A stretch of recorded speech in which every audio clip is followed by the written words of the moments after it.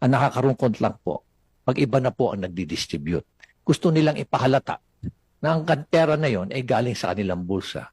Ang masama po, pag nagkakaroon na ng distribution, nandun lahat yung kanilang list agad, lahat ng line-up nila na kandidato, na una muna silang magsasalita bago yung actual distribution.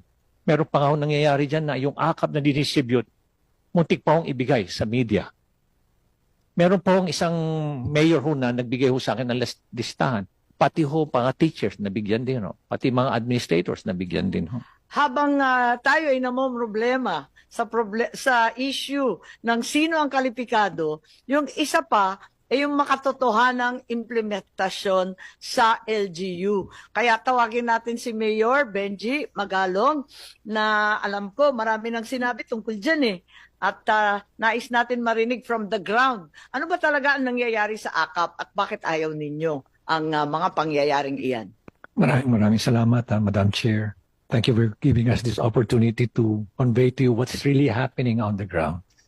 And I prepared a position paper. I've already provided the Secretary a copy of this position paper. And this is a reflection of the sentiments of many of the mayors, both in the cities and municipalities, Madam Chair. But let me first start with this quotation from no less than Justice Marvick Leonen. Ma'am, please give me about 6 minutes po. Tatapusin ko po kagad.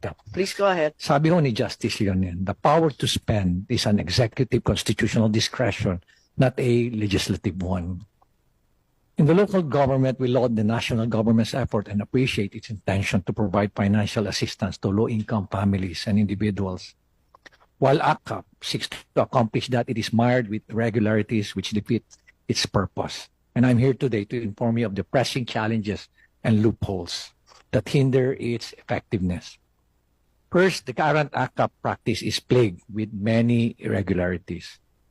The media already documented several cities and localities with complaints from both indigents and local functionaries regarding the unpredictable procedures in receiving AKAP.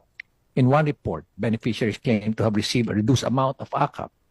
Meanwhile, many barangay captains, social workers raise concerns about angry beneficiaries who are forcing them to issue certificates of indigency to claim assistance. These are all born out of a lack of comprehensive public information and strong guidelines for disbursing AKAP. Currently, the barangay issues a certificate of low or no income to avail of the program. Unfortunately, barangays do not have the tools to measure if the client belongs to low or no income. Barangay officials can certify that individual is a resident of the barangay. Yes. We recommend that the CC Social Welfare prepare and issue the certifications to improve the process. CSWD or the MSWD